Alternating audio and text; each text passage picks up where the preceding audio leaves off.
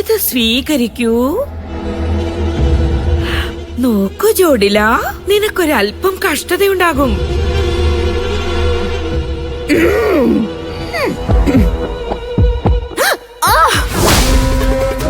നമ്മുടെ കയ്യിൽ നിന്ന് വിടൂ. നീ കാര്യം മനസ്സിലാക്കുന്നില്ല ജോഡില, നിനക്ക് മുറിവ് പറ്റിയിരിക്കുകയാണ്.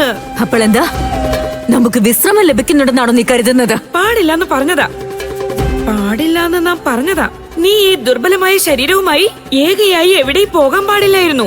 പക്ഷെ ഇല്ല, നീ നമ്മുടെ വാക്കുകൾ ഒന്നും കേട്ടില്ല. അതുകൊണ്ടാണ് എല്ലാവരും പറയുന്നത്, മുതിർന്നവരുടെ വാക്കുകൾ അനുസരിക്കുകയാണ് വേണ്ടത്, അല്ലെങ്കിൽ സംഭവിക്കുന്നത് നല്ലതായിരിക്കില്ല. ശബ്ദിക്കരുത്.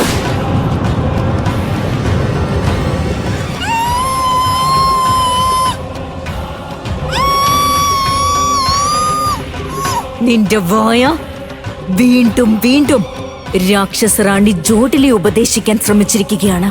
ആ വായ അടഞ്ഞിരിക്കുന്ന തന്നെയാണ് എല്ലാവർക്കും നല്ലത്. ഇനി ഇങ്ങനെ തന്നെ നടന്നോളൂ.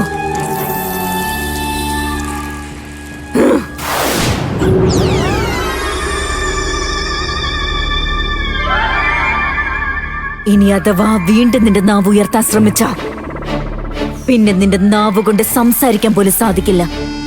എന്നേക്കുമായി നിന്നെ നാം അദൃശ്യയാക്കും.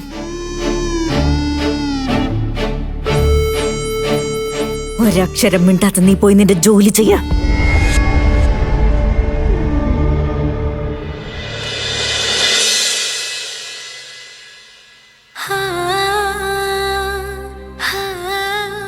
അനുജ,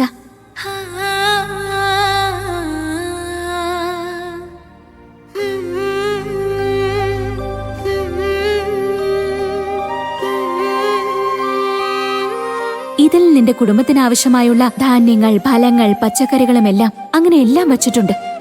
ഭവനത്തിൽ ചെന്ന് പറയണം ഇത് മഹാരാജൻ തന്നതാണെന്ന്, കേട്ടോ? അവിടുന്ന് നമ്മുടെ കുടുംബത്തിന്റെ വിശപ്പടക്കി നമുക്ക് സൈന്യത്തിൽ വളരെ നല്ലൊരു ജോലിയും നൽകി. അവിടുന്ന് നമുക്ക് പുതിയൊരു ജന്മം നൽകിയിരിക്കുകയാണ് രാജകുമാരി. അവിടത്തോടുള്ള കടപ്പാട് നാം എങ്ങനെ നിറവേറ്റും? നീ ഒരു ഉത്തമ സന്താനത്തെ പോലെ കുടുംബത്തിന് വേണ്ടിയുള്ള കഠിനാധ്വാനമല്ലേ നടത്തിയത്? അതുപോലെ ഒരു ദിവസം ഒരു യോഗ്യനായ സൈനികനായി ഈ രൂപനഗരത്തിന് വേണ്ടി യുദ്ധം ചെയ്യണം. ആ ദിവസം നാം മനസ്സിലാക്കും നീ നമ്മുടെ മാനം രക്ഷിച്ചുവെന്ന്.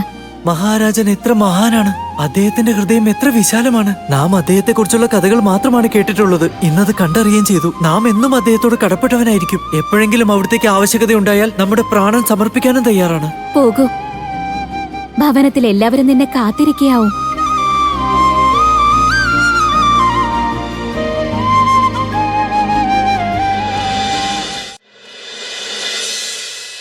രൂപവതി, ഇന്നൊരു ബാലകൻ അന്യായം നേരിട്ടപ്പോൾ നീ അതിൽ ഇടപെട്ട് അവനെ രക്ഷിച്ചു എന്ന് നാം കേട്ടല്ലോ പുത്രി.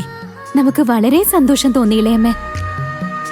എന്തെങ്കിലും പ്രവൃത്തി ചെയ്തതിനു ശേഷം നമ്മുടെ മനസ്സിന് എത്ര സമാധാനമാണ് ലഭിക്കുന്നത്. നമുക്ക് ഈ പ്രവൃത്തി കൊണ്ട് വളരെ വളരെ സന്തോഷം തോന്നി. നിന്റെ മാതാവ് ഇന്ന് ജീവിച്ചിരുന്നെങ്കിൽ അവര് വളരെയേറെ സന്തോഷിക്കുമായിരുന്നു. മഹാറാണി നിന്നെ മനസ്സ് നിറഞ്ഞ് ആശീർവദിക്കുമായിരുന്നു. ഇളയമ്മേ,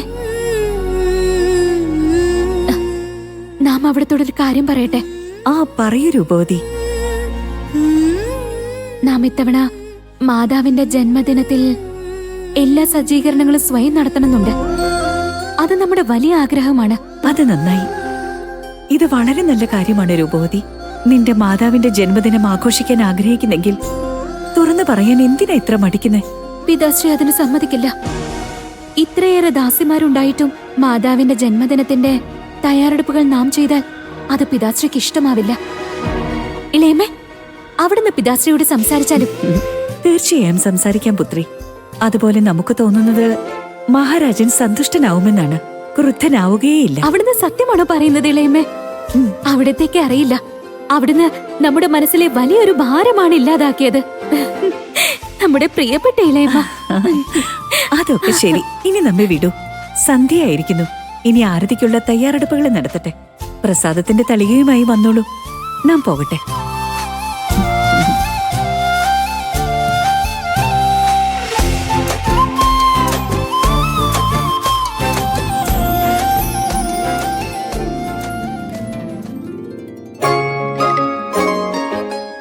അവിടുന്ന് ഇപ്പോൾ ഇത് സൂക്ഷിച്ചു വെച്ചോളൂ.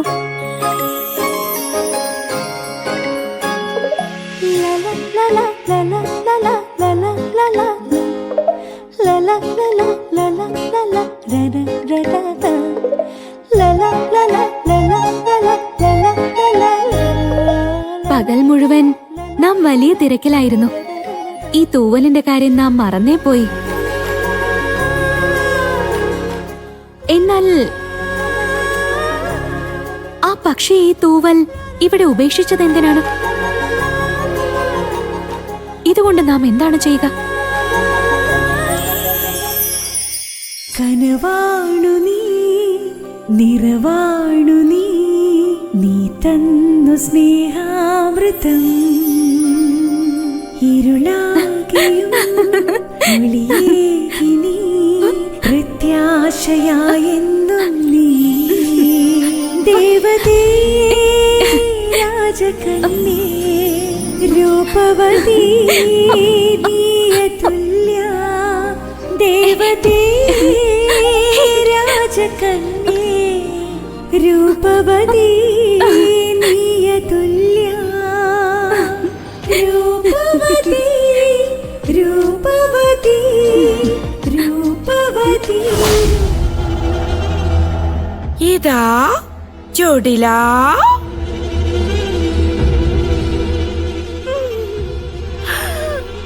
നാം പറഞ്ഞു വന്നത്, നമ്മുടെ വാക്കുകൾ നീയൊന്ന് കേൾക്കൂ.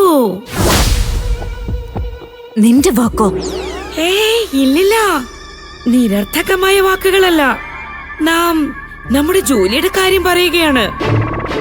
നാം പറഞ്ഞു വന്നത്, ചോടില, അഥവാ നീ മഹാരാജൻ വിക്രമദേവന് നേർക്ക് ആക്രമണം നടത്തുന്നതിനെ കുറിച്ച് ചിന്തിക്കുകയാണെങ്കിൽ നീ നോക്ക്, അത് നിനക്ക് അറിയാവുന്നതല്ലേ. അത് പിന്നെ അയാള് തനിച്ചൊന്നുമല്ല, മനസ്സിലായോ? അതുകൊണ്ടെന്താ, നാം നിന്നെയും ഒപ്പം കൂട്ടണമെന്നാണോ? അല്ല, നാം നമ്മുടെ സൈന്യത്തെ കുറിച്ച് പറയുകയായിരുന്നു. നീ നമ്മുടെ രാക്ഷസ സൈന്യത്തെ അയക്കുന്നതിനെ കുറിച്ച് ചിന്തിക്കൂ. അവരെ കൊണ്ട് ഇപ്പോൾ പ്രയോജനമൊന്നുമില്ല. എല്ലാ ജോലികളും നീ തന്നെ ചെയ്യേണ്ടി വരുന്നുവെങ്കിൽ അവരെ സംരക്ഷിച്ചതുകൊണ്ട് എന്താണ് ഗുണം? ചോട്ടില, നാം നിന്നോട് സത്യം പറയുകയാണ്. നീ ഇപ്പോഴും എല്ലാ കാര്യത്തിലും വളരെ പിന്നിലാണ്. ഇത് വളരെ കഠിനമാണ്, വളരെ കഠിനമാണ് ചോടില. നാം നിന്നോട് വളരെ നല്ല കാര്യമാണ് പറഞ്ഞത്.